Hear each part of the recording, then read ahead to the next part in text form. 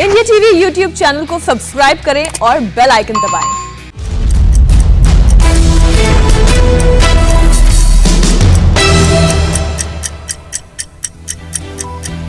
नमस्कार, मैं हूं अमित पालित। सुबह 9 बजे की 9 बड़ी खबरों में आपका स्वागत है। शुरुआत करें इस वक्त की सबसे बड़ी खबर के साथ। अफगानिस्तान में फंसे हिंदुस्तानियों से जुड़ी एक बड़ी और अच्छी खबर आई है। अफगानिस्तान से पिछले 7 घंटे के अंदर 146 लोग भारत लौट आए हैं।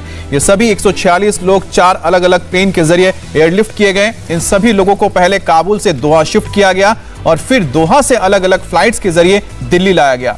काबुल से भारत आए सभी पैसेंजर का RT-PCR टेस्ट कराया जा रहा है। तो 4 प्लेन के जरिए अबू धाबी से ये सभी भारतीयों को वापस दिल्ली लाया गया है। आपको बता दें कि लगातार काबुल से लोगों को एयरलिफ्ट किया जा रहा है और पहले इनको दोहा या फिर तजाकिस्तान लाया जाता है, फिर वहां से भारत लाया जाता है। आधी रात 1:55 पर कतर एयरवेज की फ्लाइट QR578 से 30 लोग दिल्ली के इंदिरा गांधी इंटरनेशनल एयरपोर्ट पहुंचे। एयर इंडिया की फ्लाइट AI972 भी दोहा से दिल्ली पहुंची, जिस पर एक शख्स सवार थे। विस्तारा की फ्लाइट UK284 सुबह 5:09 पर पहुंची और अब से तकरीबन 1 घंटे पहले इंडिगो की फ्लाइट 6E1702 से 11 लोग भारत लौट आए हैं और अब से थोड़ी देर पहले इनमें से कुछ लोग एयरपोर्ट से बाहर निकले हैं। उनकी वापसी कैसे हुई, अफगानिस्तान में हालात कैसे हैं, इस पर उनसे बात की हमारे संवाददाता कुमार सोनू ने। हिंदुस्तान से एक शख्स जो है हिंदुस्तान पहुंचे, क्या नाम है आपका? मेरा नाम सुनील दहाल है। आप हिंदुस्तान के रहने वाले हैं। वहाँ क्या करते थे आप? मैं वहाँ पे जॉब करता था एम्बेसी में। किस एम्बेसी में? US एम्बेसी में। हाँ जी। तो किस तरीके से निकले, कितनी दिक्कत तो खैर ज़्यादा हुई नहीं, क्योंकि जब हमको पता चला कि वो लोग आने वाले हैं तो उससे पहले US आर्मी ने हमको वहाँ से निकाल दिया। तो निकाल के सीधा उनको जो अपना बेस है US कतर में, हम लोग वहाँ पे थे। US आर्मी का जो बेस है वहाँ पे थे हम लोग। 14 तारीख से हम वहीं थे और वहाँ से हम लोग प्लानिंग कर रहे थे आने के लिए, तो फाइनली आज आना हुआ। तो शेड्यूल फ्लाइट से आप आए? हाँ, नहीं, ये नॉर्मल कतर एयरलाइंस था, इससे आए हैं। लीगली आए हैं क्योंकि इंडियन एम्बेसी से हमारी बात हुई थी, तो उन्होंने सारा एडजस्टमेंट किया था। क्या करते थे US एम्बेसी में? मैं वहाँ शेफ था, खाना बनाता था लोगों के लिए। तो किस तरह के हालात हैं काबुल में जब आप निकले? हम जब तक वहाँ थे, मैं तो अभी 8-9 साल से उधर ही काम कर रहा हूँ। उससे पहले तो नॉर्मल था, कोई दिक्कत नहीं था। इवन जब वो भी आ भी गए थे, उससे पहले हम लोग जा चुके थे। उसके बाद हमको पता नहीं कि क्या था क्या नहीं हुआ। इस तरह से हिंदुस्तान सरकार से किसी तरह की बात हुई आप लोगों की एम्बेसी में? किस बात? जो US एम्बेसी थी, उन्होंने डील करी उनके साथ, क्योंकि जब उन्होंने वो सारा काम वही कर रहे थे, हमको करने की कोई जरूरत नहीं पड़ी। तो आपको US एम्बेसी ने किया है, स्टेट डिपार्टमेंट। एक और शख्स जो है वो काबुल से भारत लौटे हैं। क्या नाम है आपका? मेरा नाम बलविंदर कुमार है। बलविंदर जी, बताइए क्या करते थे आप काबुल में? सर, हम US एम्बेसी के अंडर थे। वहाँ पे हम कैटरिंग का काम करते थे। शेफ का काम। तो आपका रेस्क्यू कैसे हुआ? कैसे? हमें आर्मी ने निकाला है उधर से। किस आर्मी ने? US आर्मी ने। US आर्मी ने। कितनी दिक्कतें थी काबुल में? किस तरह का माहौल था? नहीं, देखो, हम तो कभी बाहर नहीं गए। जितना भी हम लोगों ने किया है सब आर्मी के अंडर में ही किया है। बाहर हम कभी नहीं गए। हमारी सेफ्टी पूरी थी और इतना खतरा होने के पहले, ताकि जो तालिबान ने हमला किया है उससे पहले हम लोगों को वहाँ से रेस्क्यू कर लिया गया। जब तक आप काबुल में थे किस तरह का माहौल था? तालिबान किस तरह? तो हमें इतना ज़्यादा नहीं पता, लेकिन जो लोकल वगैरह होते हैं उनसे पता चलता है कि थोड़ा प्रॉब्लम तो होती है। अब जैसे हमारा देश दिल्ली है, तो हम दिल्ली के बारे में बता सकते हैं। तो लोकल जो बंदे थे वो हमें जैसा बताते थे ऐसा हुआ। यहाँ तक पहुँचने का सफर कैसा? सर, अब मुश्किल ही था, लेकिन US एम्बेसी ने साथ दिया, हमारी एम्बेसी ने साथ दिया, इंडियन एम्बेसी ने कतर में आके काफ़ी साथ दिया। उन्होंने हेल्प करी बहुत ज़्यादा हर जगह में। बस हालात बहुत ख़राब है सर, प्लीज़ सर जाना। काबुल से कब निकले थे आप? काबुल से मैं 15 तारीख को निकला हुआ, 15 को। पूरे 7 दिन का सफर रहा? 7 दिन का सफर कतर में रहा। US एम्बेसी, US कैंप में, आर्मी कैंप में। कतर में रहे हो? कतर में। क्या क्या परेशानी हो रही है वहाँ पे? कुछ परेशानी है कतर में, सब बढ़िया है, फर्स्ट क्लास। प्लीज़ सर, अब तो छोड़ दो। नाम बता दीजिए। संजीव। और बात करेंगे संवाददाता सैयद नजीर से। नजीर, आपको हमने देखा कि आप बात कर रहे थे, जो व्यक्ति वापस लौटे हैं उनकी बातों से लग रहा था कि बहुत परेशान है और उनके लिए बहुत मुश्किल रहा होगा जब वो काबुल से बड़ी मुश्किल से दोहा पहुंचे होंगे। इसी तरह से जो लोग आ रहे हैं, क्या आप बीती बता रहे हैं और कितने लोग अब तक बाहर आ चुके हैं?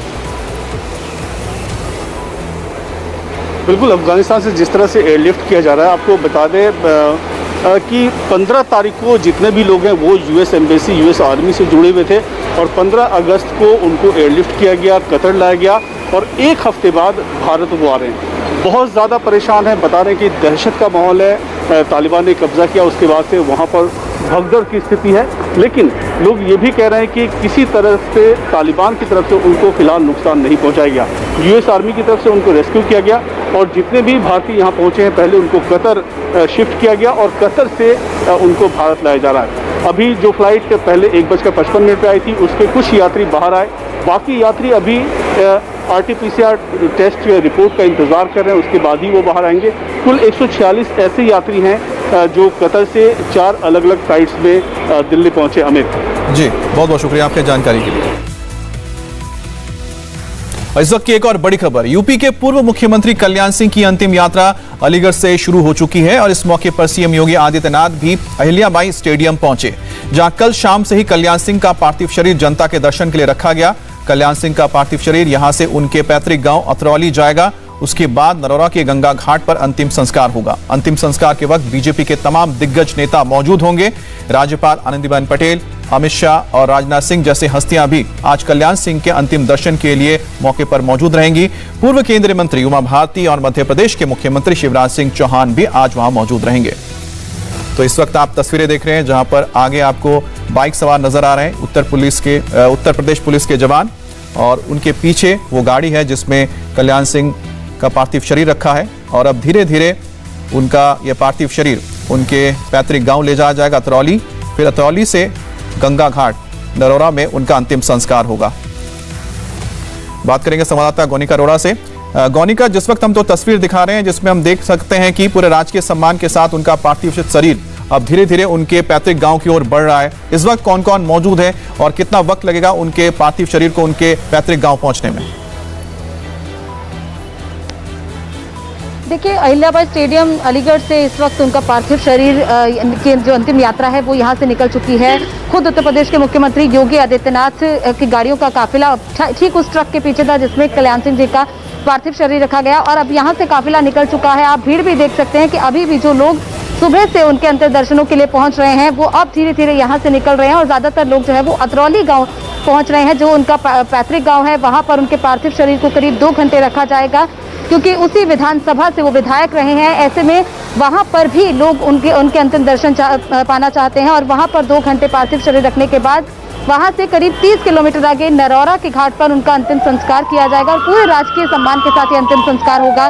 बीजेपी के कई दिग्गज नेता, गृह मंत्री अमित शाह, रक्षा मंत्री राजनाथ सिंह, राज्यपाल आनंदीबेन पटेल, इसके अलावा बीजेपी अध्यक्ष जेपी नड्डा, साथ ही साथ उत्तर प्रदेश के मुख्यमंत्री योगी आदित्यनाथ तो होंगे। इसके साथ साथ मध्य प्रदेश के मुख्यमंत्री शिवराज सिंह चौहान भी वहां पर पहुंच सकते हैं। ऐसे में पूरे राजकीय सम्मान के साथ सभी बीजेपी के बड़े नेता जो है वो वहां पर पहुंचेंगे और पूरे राजकीय सम्मान के साथ कल्याण सिंह जी का अंतिम संस्कार किया जाएगा। और काफिला आप देख रहे हैं कि तमाम जो भी लोग जो बीजेपी के स्थानीय नेता हैं या फिर जो आम लोग हैं जो कल्याण सिंह जी का अंतिम दर्शन चाहते थे वो अब अपनी गाड़ियों में अब धीरे धीरे करके आगे निकल रहे हैं। पुलिस का पूरा काफिला निकल रहा है क्योंकि कई बीजेपी के बड़े नेता पहुंच रहे हैं। ऐसे में सुरक्षा को लेकर भी पूरा ध्यान रखा जाएगा और कल से उनके पार्थिव शरीर को इस अहिल्याबाई स्टेडियम में रखा गया था और अब आज सुबह 9 बजे का वक्त था और पूरे 9 बजे यहाँ से उनकी पार्थिव शरीर की जो अंतिम यात्रा है वो यहाँ से निकल चुकी है और यहाँ से करीब 30 किलोमीटर दूर जो अतरौली गाँव जो उनका पैतृक गाँव है 30 किलोमीटर भले ही दूर हो, लेकिन शायद पार्थिव शरीर को वहां तक पहुंचने में थोड़ा वक्त इसलिए लगेगा क्योंकि बड़ी तादाद में जो लोग हैं वो भी उनके दर्शन के लिए सड़कों पर मौजूद रहेंगे, इसलिए बहुत धीरे धीरे गाड़ी आगे बढ़ रही है और आप देख सकते हैं कि काफी भीड़ भी इस गाड़ी के साथ आगे बढ़ रही है। यूपी के पूर्व मुख्यमंत्री कल्याण सिंह की अंतिम यात्रा की लाइव तस्वीरें हम आपको दिखा रहे हैं। अलीगढ़ से कल्याण सिंह का पार्थिव शरीर अतरौली जा रहा है। अतरौली से अंतिम यात्रा नरौरा घाट के लिए निकाली जाएगी जहां अंतिम संस्कार होगा। कल्याण सिंह की इस यात्रा में यूपी के मुख्यमंत्री योगी आदित्यनाथ भी शामिल होंगे। इसके अलावा केंद्र से भी बड़े नेता शामिल होंगे। हमारे साथ जुड़ गई हैं गोनिका अरोड़ा जो इस वक्त लगातार हमें वहां से अपडेट दे रही हैं। गोनिका, कितना वक्त लग जाएगा अतरौली पहुंचने में?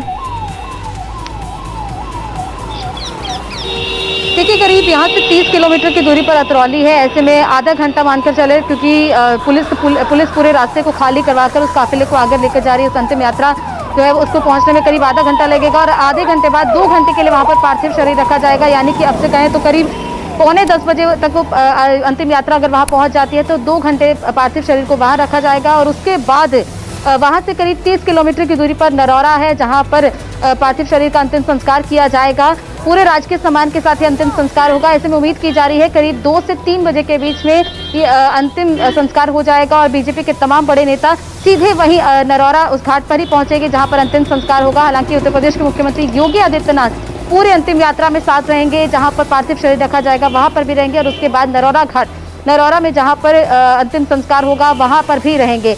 ऐसे में अब कहे तो आज अब ये अंतिम यात्रा यहाँ से निकल चुकी है। यहाँ से आधे घंटे बाद अतरौली और उसके बाद वहां से भी करीब आधे घंटे दूरी पर नरौरा, वहां पर अंतिम संस्कार होगा। अमित, ठीक, तो जैसे कि आप देख सकते हैं इन तस्वीरों में किस तरह से पार्थिव शरीर के साथ तमाम उनको राजकीय सम्मान के साथ ले जाया जा रहा है। उत्तर प्रदेश पुलिस के जो बाइक सवार हैं वो सामने हैं और पीछे काफिला है, लंबा काफिला है जिसमें मुख्य योगी आदित्यनाथ खुद मौजूद हैं और आप देख सकते हैं कि जो समर्थक हैं वो भी इस काफिले के साथ धीरे धीरे आगे बढ़ रहे हैं। इस वक्त की एक और बड़ी खबर, अफगानिस्तान में तालिबान को बड़ा झटका लगा है।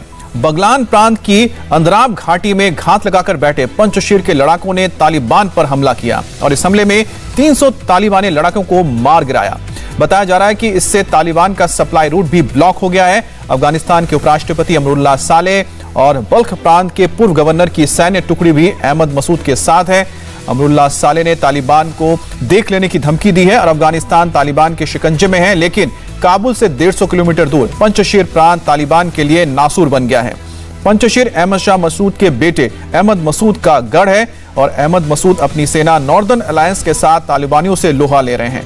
नॉर्दर्न अलायंस का दावा है कि उन्होंने तालिबान के 300 लड़ाकों को मार गिराया है। यह तब हुआ है जब तालिबान ने अहमद मसूद को पटखनी देने के लिए 10,000 तालिबानी लड़ाके साउथ अफगानिस्तान से पंचशीर की तरफ रवाना किया है।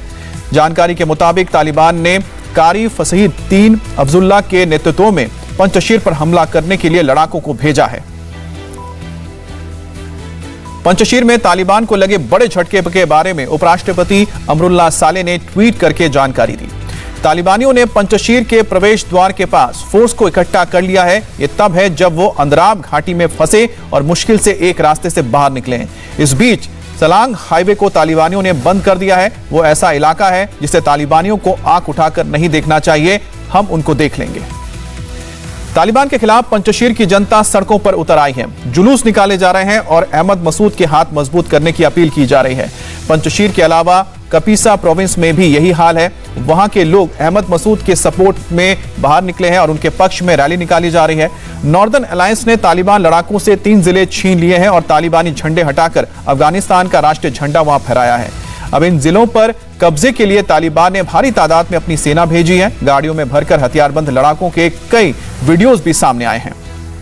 तालिबान के पास खुद के 80,000 लड़ाके हैं, जबकि काबुल में कब्जा करने के बाद तालिबान की सेना 2.5 लाख के पास पहुंच गई है। अहमद मसूद की नॉर्दर्न अलायंस के पास 1 लाख जाबाज हैं और हर रोज अफगानी सेना के सैनिक पंचशीर पहुंच रहे हैं। तालिबान के पास 400 टैंक हैं, नॉर्दर्न अलायंस के पास 40 टैंक और बख्तरबंद गाड़ियों में दोनों लगभग बराबर हैं। बात करेंगे संवाददाता मनीष प्रसाद से। मनीष, क्या जानकारी मिल रही है और पंचशीर को लेकर क्या आपको लगता है कि जो अहमद मसूद हैं या फिर सालेह हैं उनको बाहर से जो दूसरे देश हैं क्या सपोर्ट करेंगे? देखिए, सबसे बड़ी बात यह है इस समय रेजिस्टेंस फोर्स के तौर पर सबसे बड़ी चुनौती तालिबान के सामने है और उनको सपोर्ट जो लाइक माइंडेड कंट्रीज जो लगातार उनको सपोर्ट करती आई थी उनका पूरी तरीके से हासिल है। वाइस प्रेसिडेंट के तौर पर उन्होंने पंचशीर के पे आए और फिर उसके बाद अहमद शाह मसूद के बेटे अहमद मसूद के साथ मिलकर जो रेजिस्टेंस फोर्स तैयार की, अब उसका असर ऑन ग्राउंड दिखने लगा है। जो पंचशीर का अंदराब वैली है, दरअसल उस एरिया को डोमिनेट करते हुए करीबन 300 से ज्यादा तालिबानी लड़ाके यहाँ पर मार गिराए गए और उसके अलावा जो बाकी का एरिया है जिसमें पुलशेर, दैश, बानू, इन सब एरियाज में अभी भी फाइट जारी है।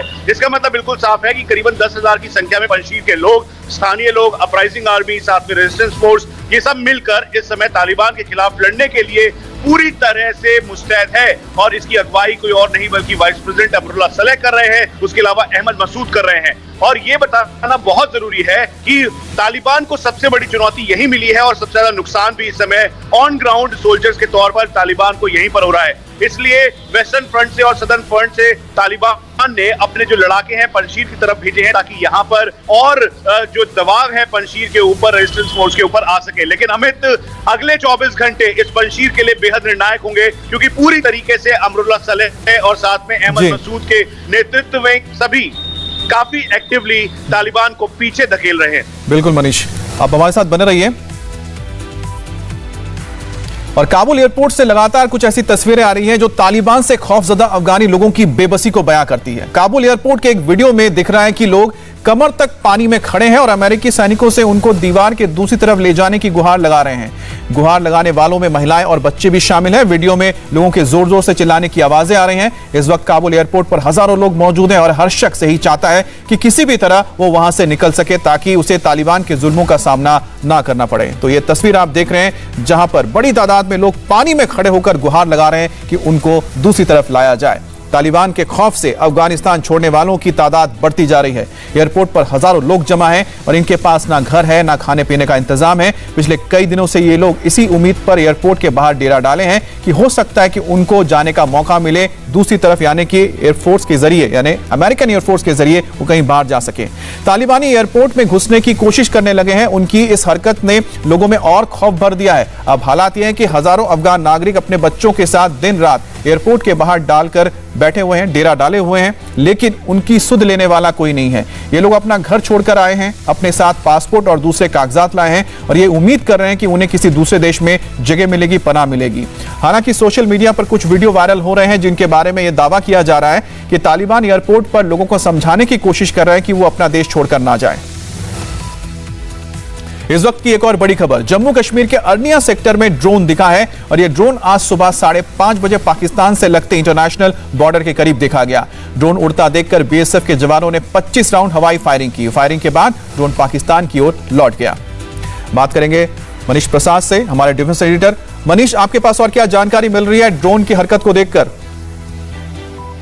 देखिए, अरनिया सेक्टर में है और ये जब स्पॉट किया गया बाद यहाँ पर कोशिश गई कि एरिया में खासतौर पे जो ये ड्रोन रेड ब्लिप दिखाई दे रहा था उसको पूरी तरीके से मार गिराया जाए। इसीलिए करीबन 25 से 30 राउंड फायर किया गया बॉर्डर सिक्योरिटी फोर्स के द्वारा और खासतौर पे अलर्टनेस के तौर पर जितने भी अरनिया के पास के वाइटल इंस्टॉलेशंस हैं उनको अलर्ट किया गया।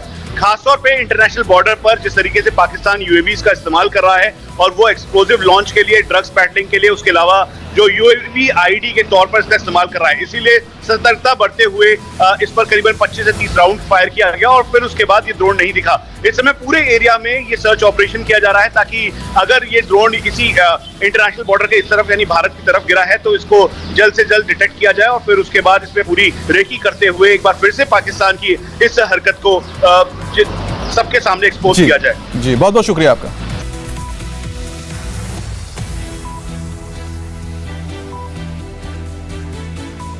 अब देश में जातिगत जनगणना को लेकर आज एक बड़ी बैठक प्रधानमंत्री मोदी के साथ होने जा रही है। बिहार के मुख्यमंत्री नीतीश कुमार 10 दलों के रिप्रेजेंटेटिव के साथ प्रधानमंत्री से मुलाकात करेंगे। नीतीश कुमार पिछले कई सालों से जातिगत जनगणना की मांग कर रहे हैं और इस बार उन्हें बिहार में विपक्षी दलों का समर्थन भी मिला है। नीतीश कुमार के साथ विपक्ष के नेता तेजस्वी यादव भी प्रधानमंत्री मोदी से मुलाकात करेंगे। सुबह 11 बजे यह बैठक शुरू होगी जिसमें नीतीश कुमार समेत 12 नेता मौजूद रहेंगे। जातिगत जनगणना का मामला इस मॉनसून सत्र से लगातार जोर पकड़ रहा है। जब केंद्रीय गृह मंत्री राज्य नित्यानंद राय ने लोकसभा में कहा कि केंद्र जाति के अनुसार गणना नहीं करेगा और इसके बाद से नीतीश कुमार इस मुद्दे को लेकर मुखर हो गए हैं। नीतीश कुमार की अगुवाई में 10 दलों का प्रतिनिधिमंडल पीएम से मुलाकात करेगा और इसमें जेडीयू से तेजस्वी यादव, कांग्रेस से अजीत शर्मा, सीपीआई-एमएल से महबूब आलम, एआईएमआईएम से अख्तरुल इमाम, हम पार्टी से जीतन राम मांझी, वीआईपी से मुकेश सैनी, सीपीआई से सूर्यकांत पासवान, सीपीएम के अजय कुमार शामिल होंगे। जातिगत जनगणना की मांग नई नहीं है बल्कि आजादी के बाद से लगातार इसको लेकर अभियान चलाया जा रहा है।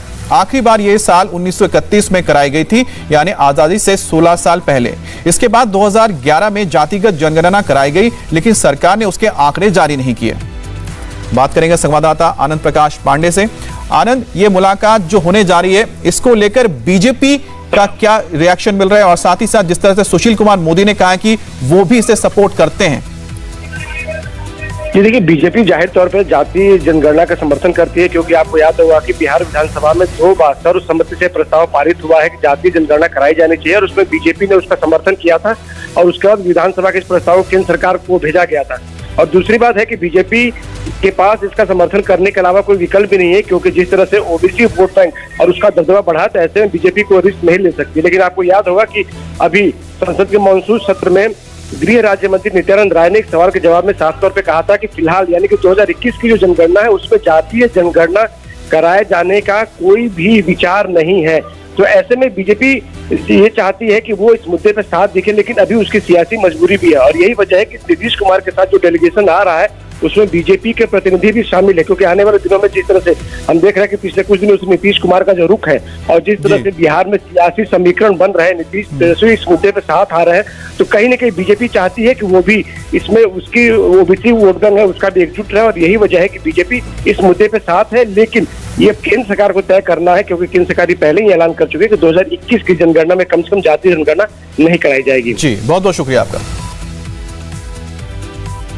उत्तर प्रदेश के पूर्व मुख्यमंत्री कल्याण सिंह की अंतिम यात्रा जारी है। ब्रेक के बाद सीधे ले चलेंगे आपको अलीगढ़।